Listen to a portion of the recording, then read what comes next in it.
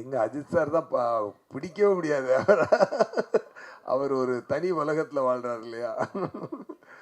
அண்ணா எனக்கு இந்த குஷியில் எனக்கு மெயின் குஷி நீங்கள் கல்யாணம் பண்ணிக்கணுன்ற ஆசை. அதை பண்ணிக்கணும். பண்ணுவோம். ஏன்னா இடுப்பு அழகை எல்லா அழகும் ரசிக்க தெரிஞ்சவங்க ஒரு மனைவியின் அழகை ரசிக்க தெரியாதா? பண்ணுவோம். குஷி 2 வந்து இப்போ விஜய் சார் நிப்பாட்டிட்டாரு. ஆனால் அவர் பையன் வந்து விஜய் சார் மாதிரி அவ்வளோ அழகாக இருக்கார். அவரை வச்சு எடுப்பீங்களா? அது மாதிரி ஜோதிகா மேடத்துக்கும் பெரிய பொண்ணு இருக்காங்க. அவங்கள வச்சு 2 பேர் வச்சு ரத்ன சாரை வச்சு நீங்களே டைரக்ட் பண்ண ஒரு வாய்ப்பு கிடைச்சா பண்ணுவீங்களா? நீங்களே ஒரு காஸ்டியை ஃபுல்லாக ஃபிக்ஸ் பண்ணி கொடுத்துட்டீங்க. அவர் இளைய தளபதி விஜயா தான் என் கூட உட்காந்து பார்த்தாரு. அதை அவருடைய டைரக்ஷன் கேட்கவா வேணும்.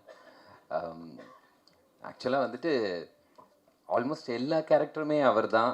அண்ட் அவர் வந்துட்டு ஆக்சுவலாக ஸ்டோரி சொல்கிறத கேட்கும்போதே வந்துட்டு நமக்கு ஃபுல்லாக படம் வந்துட்டு கண்ணில் பார்த்த மாதிரி அந்த ஒரு தன்மை வந்துடும். ஒரு 100-150 வாட்டியாவது கதை சொல்லியிருப்பாங்க. அதுவும் சில நேரத்தில் வந்துட்டு அசிஸ்டன்ட் ஆக்டர்ஸ் வந்து ரிப்பீட்டடாக வச்சு கதை சொல்லிகிட்டே இருக்கும்போது ஒரு பாயிண்டில் வந்துட்டு நம்ம திருப்பி கேட்டுட்டோமே இத்தனை வாட்டி அப்படின்ட்டு நம்ம கூட டயர்டாகும். ஆனால் அவர் டயர்டாக மாட்டார். திருப்பி அதே எனர்ஜியில் உட்காந்து 4 ட்ராக் ஓப்பன் பண்ணோம், எஃபெக்ட்ஸு மியூசிக் அப்படின்னு சொல்லி அந்த கிளங் அதெல்லாம் போட்டு அப்படியே திருப்பி ஃபுல் ஸ்டோரி சொல்ல ஆரம்பிச்சிருவார் அந்த மாதிரி. அண்ட் ஷூட்டிங் ஸ்பாட்டில் வந்துட்டு லிட்ரலாக வந்து நாங்கள்லாம் அப்படியே பயந்து ஒவ்வொருத்தரும் ஒவ்வொரு பில்லருக்கு பின்னாடி அப்படி ஒளிஞ்சுக்கிட்டு அப்படி தான் இருப்போம். வேற ஒரு லெவலில் டெரர் அப்படி இருந்தது. இப்போ நான் அப்படியே கெட்டி பிடிச்சி ரொம்ப பாசமாக அப்படி நெருக்கமாக உட்காந்துட்டு இருக்கேன். But back then it used to be exactly. Vijay Suriya sir 25 வருஷம் ஆனாலும் குஷி படத்தில் நிறைய பேர் பேசப்படுறது, நிறைய வந்து ரசித்து பார்க்குறது வந்து அந்த இடுப்பு சீன். அது ஐடியா எங்கே வந்தது, யார் கொடுத்தா, அது இன்ஸ்பிரேஷன் என்ன, அது கொஞ்சம் தெளிவாக சொல்லுங்கள். ஏதோ தோணுதாங்க, அந்த டைமில் தோணுச்சு. அதாவது என்னன்னா, இது வரைக்கும் எத்தனையோ காதல் கதைகள் வந்தாலும் எல்லா படமும் பார்த்தீங்கன்னா எல்லா லவ் சப்ஜெக்ட்டும் பார்த்தீங்கன்னா ஒரு ஏழை பணக்காரன் அது பிரச்சனையாக இருக்கும், பணம் பிரச்சனையாக இருக்கும் அவங்களுக்கு. இல்லாட்டி குடும்ப பகை இருக்கும், 2 எதிரி குடும்பங்கள் இருக்கும், அதில் உள்ள பிள்ளைங்க 2 லவ் பண்ணிவிடுங்க. அதுக்கப்புறம் பார்த்தீங்கன்னா ரிலீஜியஸ் ப்ராப்ளம் இருக்கும், ஹிந்து முஸ்லீம், ஹிந்து கிறிஸ்டியன் இப்படின்ற பிரச்சனைகள்லாம் இருக்கும். ஸோ இப்படியெல்லாம் காதல் கதைக்கு என்னென்ன பிரச்சனைகள் இருக்குதோ அது எதுவுமே இந்த கதையில் பிரச்சனையாக இருக்கக்கூடாதுன்னு நான் முடிவு பண்ணேன். ஏன்னா அது it is going to be one another film அப்படின்னு ஆயிடக்கூடாது அப்படின்றதுனால ஸ்பெஷலாக இருக்கணும் அப்படின்னு படம்.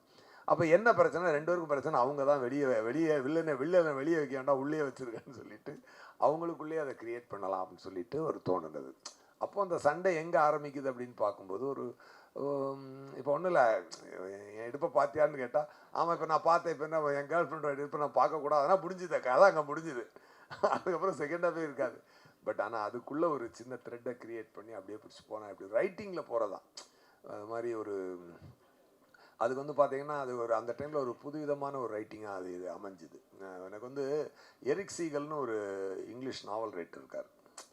அவருடைய லவ் ஸ்டோரி, அப்புறம் உமன் மேன் உமன் சைல்டு, அந்த சைல்டு அந்த அவங்க ரைட்டிங் எனக்கு ரொம்ப பிடிக்கும். அந்த ரைட்டிங் ஸ்டைலை தான் நான் இதுக்கு ஃபாலோ பண்ணேன் குஷிக்கு.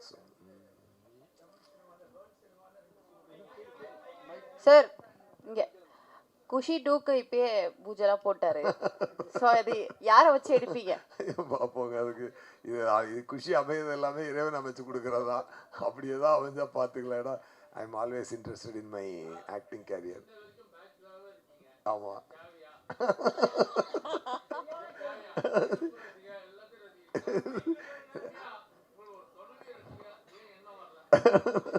இல்லை நான் கொஞ்சம் ஃப்ரீ பேர்ட், நான் அப்படி ஃப்ரீயாகவே இருந்துடுறேன், விட்டுருக்கேன்.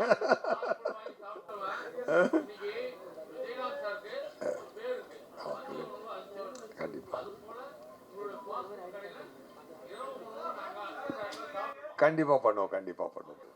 எனக்கு ஒரு சின்ன ஒரு ஃபீல் இருக்கு. இல்லை அப்படி எனக்கு ஸ்டார்டிங்லாம் கேட்குறேன் சார். வந்து ஓகே 2 வேர்ல்ட் லெவல் ஹீரோஸை வந்து அஜித்துக்கு வந்து வாலி வந்து அவரோட வந்து ஒரு சாக்லேட் இமேஜ் இருந்தது. அப்போ கண்டிப்பாக அது ஒரு நெகட்டிவ் கேரக்டர் கொடுத்து அஜித்தால் இவ்வளோ டெலிவரி பண்ணும்போது எல்லோரும் அசத்து வச்சிங்க. அது உங்களோட பின்னாடி நீங்கள் தான் இருந்தீங்க. குஷி வந்து விஜய்க்கு வந்து ஒரு சச்சினுக்கு அப்புறம் வந்து படம் நினைக்கிறேன். அதுக்கு முன்னாடியா ஒரு டேர்னிங் பாயிண்ட் அவரோட கேரியரில். அப்போ தான் அந்த கிராஃப் தூக்கிட்டு இருந்தது. ஆஸ் அன் ஆக்டர் நீங்கள் வந்து பல வெற்றிகளை பார்த்துருக்கேன் தமிழ் தெலுங்கில். ஆனால் ஒரு டைரக்டராக இன்னும் சில நடிகர்களை நீங்கள் உருவாக்கி இருக்கலாமோன்னு எனக்கு ஒரு சின்ன ஒரு ஆதங்கம் இருக்குது. நீங்கள் அந்த ஃபீலிங்கை ஷேர் பண்ணியிருக்கீங்களா? சொல்கிறேன். ஃபர்ஸ்ட் ஆஃப் ஆல் எனக்கு வாய்ப்பு கொடுத்ததான் அஜித் சார். நான் அவருக்கு கொடுக்கல, அவர் தான் எனக்கு வாய்ப்பு கொடுத்தாரு. தட் ஃபர்ஸ்ட் ஆஃப் ஆல் அதுதான் அதோடைய ட்ரூத். ஸோ நமக்கு வாய்ப்பு கொடுத்தவருக்கு நான் நல்ல படம் எடுத்து கொடுத்தேன். அந்த ஒரு என்னுடைய வேலையை நான் சரிவர செய்தேன்.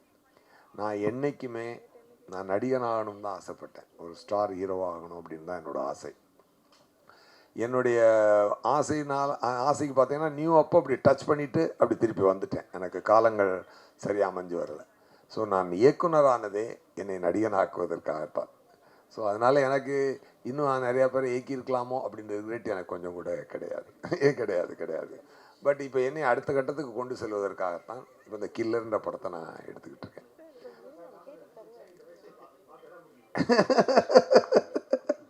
சூப்பர். அதனால் அது ஸோ எனக்கு அதில் ரிக்ரெட் எதுவும் இல்லை.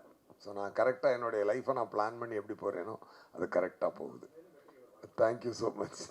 சூர்யா சார் இங்கே இந்த படத்தோட ஆடியோ லான்ச் அப்போ ஆல்பர்ட் தட்டில் நடந்தது. கரெக்ட். அஜித் சார் கலந்துட்டு வாழ்த்தினார். ஆமாம். அதே மாதிரி மறுபடியும் அஜித் சார் கலந்துட்டு வாழ்த்த வாய்ப்பு இருக்கா இனிமேல்? எங்கள் அஜித் சார் தான் பிடிக்கவே முடியாது. அவர் ஒரு தனி உலகத்தில் வாழ்கிறார் இல்லையா? அண்ணா எனக்கு இந்த குஷியில் எனக்கு மெயின் குஷி நீங்கள் கல்யாணம் பண்ணிக்கணுன்ற ஆசை. அதை பண்ணிக்கணும். பண்ணுவோம். ஏன்னா இடுப்பு அழகை எல்லா அழகும் ரசிக்க தெரிஞ்சவங்க ஒரு மனைவியின் அழகை ரசிக்க தெரியாதா? பண்ணுவோம் சார். இதில் விஜய்க்கு இளைய தளபதி போட்டிருக்கீங்க, சூர்யா மேடமுக்கு இளைய நிலான்னு போட்டிருக்கீங்க பட்டம். அது யார் கொடுத்தது? இல்லை, நானாக தான் கொடுத்தேன். அது ஒன்றும் அதாவது என்ன அப்படின்னா, ஒரு மூன் என்பது ஒரு ஒரு அழகான ஒரு விஷயம். நம்ம எல்லாருக்குமே ஒரு கூலாக இருக்கும் இல்லையா? மூன் என்பது ஒரு ஸ்வீட்டான ஒரு விஷயம். அதனுடைய ஒளியை நம்ம ஒரு அருமையான ஒரு வார்ம்த் கொடுக்கக்கூடிய ஒரு ஒளி. ஸோ அது ஒரு நியூ ஆக்டராக அவங்க இன்ட்ரடியூஸ் ஆகும்பொழுது அவங்களுக்கு அப்படி ஒரு பேர் கொடுக்கலான்னு எனக்கு தோணுச்சு. படத்தில் அதே போல் ஓப்பனிங் ஷாட்டே கிளைமேக்ஸை காமிச்சிருப்பீங்க. ஆமாம். பழைய படங்கள் சில படங்களை காட்டியிருப்பாங்க. ஆனால் இது தைரியமாக கிளைமேக்ஸையே ஓப்பன் பண்ணுறேன் அப்படின்னு வச்சது அவர் ப்ரொடியூசர் ஏதாவது சொன்னாரா?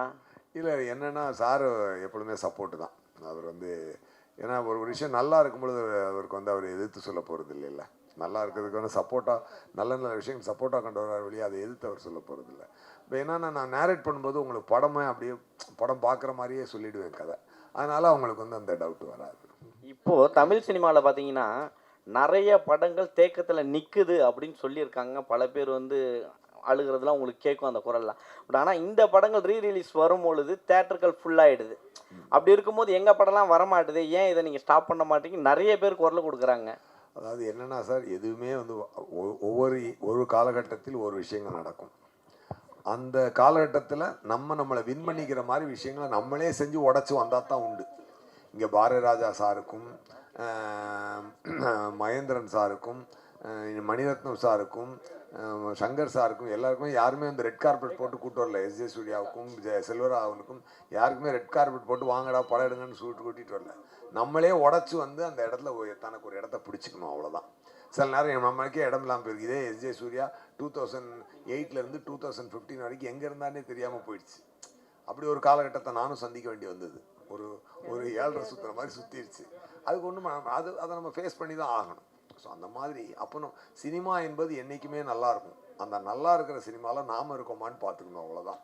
உண்மையாகவே இன்றைக்கி கிட்டத்தட்ட 2000 ரிலீஸ் ஆன ஒரு குஷி இன்றைக்கி 2025 அதை பற்றி பேசிட்டு நம்ம உட்காந்துருக்கோம். இன்றைக்கி நம்மளும் லைம்லைட்டில் படம் பண்ணிகிட்டு இருக்கோன்றது இறைவனுக்கு நம்ம முதல்ல ஒரு நன்றியை சொல்லிவிட்டு, இன்னும் உத்வேகத்தோடு இதை குஷியை விட நான் சிறப்பாக இப்போ பண்ணிகிட்டு இருக்க கில்லரை பண்ணணுன்ற பயமும் ஒரு வேகமும் தான் வருதே வழிய மற்றபடி. ஸோ நீங்கள் கேட்ட கொஸ்டினுக்கு ஆன்சர் என்னென்னா, அந்தந்த காலகட்டத்தில் நம்மளாக உடச்சி தான் வெளியே வரணும். யாரும் நம்மளை வாங்கன்னு சொல்லி கூப்பிடவே மாட்டாங்க. அதுதான் பாயிண்ட். ஸோ அதை தான் ஃபாலோ பண்ணிக்கணும் மற்றவங்கன்றது என்னோட request. Ratnam sir, thanks for giving great evening. ரொம்ப என்ஜாய் பண்ணோம் எல்லாருமே. சூப்பர் மேடம், எப்படி இருக்கீங்க? நல்லா இருக்கீங்களா? சூப்பராக இருக்கேன் சூர்யா. அண்ட் ஃபேமிலி ஷோ போடுங்க. மீடியாவுக்கு அதான் எவ்ரிபடி ஷுட் என்ஜாய் நோ த ஃபேமிலியோட வந்து என்ஜாய் பண்ணி இன்னும் கத்துவோம் கூத்தடிப்போம் எல்லாருமே. சரி, சவுண்ட் இந்த பக்கம் அதிகமா வந்துச்சா அந்த பக்கம் அதிகமா வந்துச்சா சொல்லுங்க. சவுண்ட் எந்த பக்கம் அதான் எனக்கு ஆச்சரியமா இருந்தது. இதுல லேடிஸ் வந்து கட்டிப்பிடி வந்து சோறு கேட்குறாங்க. அப்போ ஆடியன்ஸ் இது வரைக்கும் கில்லியில் பார்த்தீங்கன்னா எல்லாம் மாஸ் சாங்ஸு. சமீபத்தில் ஒரு டென்டல் டாக்டர் மீட் பண்ணுவாங்க. அவர் வந்து கில்லி ரிலீஸ் ஆகும்போது அவர் படமே பார்க்கல என் தியேட்டரில். ஒரு டாக்டர் சார் ரீரிலீஸ் 5 வாட்டி பார்த்தேன் சார். ஒரு டாக்டர் வந்து 5 வாட்டி பார்த்தோன்னே எனக்கு மகிழ்ச்சியாக இருந்தது. இப்போ சார் கேட்டார்ல ரீரிலீஸ் திருப்பான்னு. இப்போது அந்த லெவலுக்கு ஒரு ஸ்டாண்டர்டாக படம் எடுத்தது. எல்லா படம் ரீரிலீஸ் எல்லாம் ஓடும்னு தெரியாது. அந்த படங்கள் வந்து திருப்பி இன்றைக்கும் ரசிக்கிற மாதிரி இருந்தால் தான் அவங்க வருவாங்க. இல்லைன்னா அவங்க டைம் வேஸ்ட் பண்ண மாட்டாங்க. நேச்சுரல் அப்படி தான், பணம் வேஸ்ட் பண்ண மாட்டாங்க, டைம் வேஸ்ட் பண்ண மாட்டாங்க. கண்டிப்பாக இந்த படம் நீங்கள் ரசித்த மாதிரி பெரிய வெற்றியான எதிர்பார்க்குறேன். சக்தி சார், உங்களுக்கு தான் ஒரே ஒரு கேள்வி. அதான் சொன்னேனே, அது இறைவன் அமைச்சு கொடுக்கட்டும். சார் சக்தி சார், நீங்கள் வந்து பல புது படங்களையும் ரிலீஸ் பண்ணினே இருக்கீங்க. இப்போ சமீப காலமாக பார்த்தீங்கன்னா ரீரிலீஸும் பண்ணிட்டு இருக்கீங்க. ஒரு பிஸ்னஸ் வைஸில் நீங்கள் பார்க்கும்போது உங்களுக்கு வந்து ப்ராஃபிட் கொடுக்கறது வந்து புதுசாக ரிலீஸ் ஆகக்கூடிய படங்களா இல்லை இந்த மாதிரி ரீரிலீஸ் படமா? ஏன்னா தொடர்ந்து நீங்கள் வந்து ரீரிலீஸ் இப்போ பண்ணிட்டு இருக்கீங்க சார். வெற்றி படங்கள் எல்லாமே வந்து ப்ராஃபிட்டான படங்கள் தான் சார். நாங்கள் வந்து என்ன கம்பேரிட்டிவாக நான் கேட்குறேன் சார். எதுக்கு கேட்குறேன்னா பிஸ்னஸ் எப்படி இருக்குன்றது. ஏன்னா ஸ்டாண்டர்ட் ஆஃப் த ஃபிலிம்ன்றது பழைய படங்கள் இருக்கிற தரம் இப்போ இருக்கிற படங்களுக்கு இருக்குதா ஆடியன்ஸ் மத்தியில் அப்படின்றது தான் என்னோட கேள்வி. ஏன்னா அதை வச்சு தான் ரெவென்யூவே. சார் ரொம்ப நுட்பமான கேள்வி தான் கேட்பீங்க நீங்கள் எப்போதுமே. ஆக்சுவலாக என்னென்னா பழைய படங்களில் வெற்றி அடைஞ்ச நல்ல படங்கள் மட்டும்தான் ரீரிலீஸ் பண்ணப்படுது. இப்போ புது படங்களில் வந்து நல்ல படங்களும் இருக்குது, சாதாரண படங்களும் இருக்குது. இப்போ ஒருவேளை இன்றைக்கி உள்ள நல்ல படங்கள் இன்னொரு 20 வருஷம் கழித்து ரீரிலீஸ் ஆகலாம். அதனால் வந்து ரீரிலீஸை வந்து வெற்றி அடைஞ்ச படங்களை தான் பண்ணுறோம். அதனால் அதோட வெற்றி வந்து ஏற்கனவே ஓரளவு தீர்மானிக்கப்பட்டுருதுன்னு நினைக்கிறேன். நன்றி சார். நன்றி. சூர்யா சார், குஷி 2 பற்றி பேசினாங்க. குஷி 2 வந்து இப்போ விஜய் சார் நிப்பாட்டிட்டாரு. ஆனால் அவர் பையன் வந்து விஜய் சார் மாதிரி அவ்வளோ அழகாக இருக்கார். அவரை வச்சு எடுப்பீங்களா?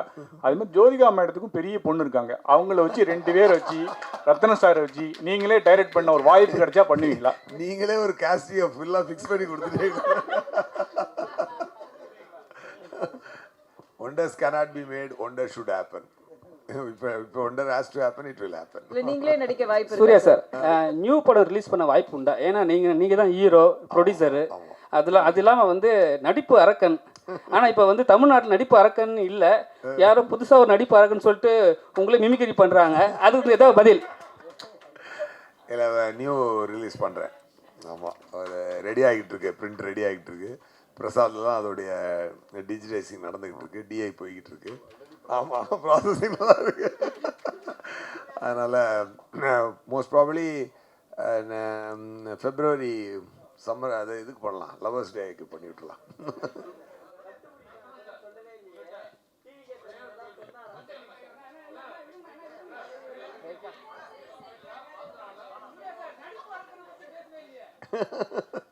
சார், இதுக்கு தான் அப்பப்போ நீங்க பிரஸ் மீட்டுக்கு வரணுங்கிறது. நீங்க வந்திருந்தா கொஞ்சம் கொஸ்டின்ஸ் கம்மியா இருந்திருக்கும்.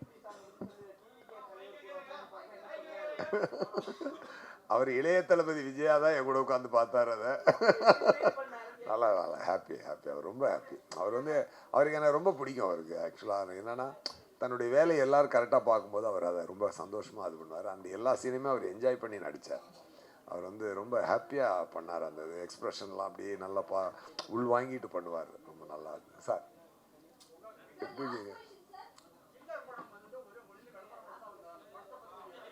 அது இப்போ தான் ஷூட்டிங் தானே போயிட்டுருக்கு. இப்போ மொத்தம் எப்படி 85 நாள் ஷூட்டிங் வரும்.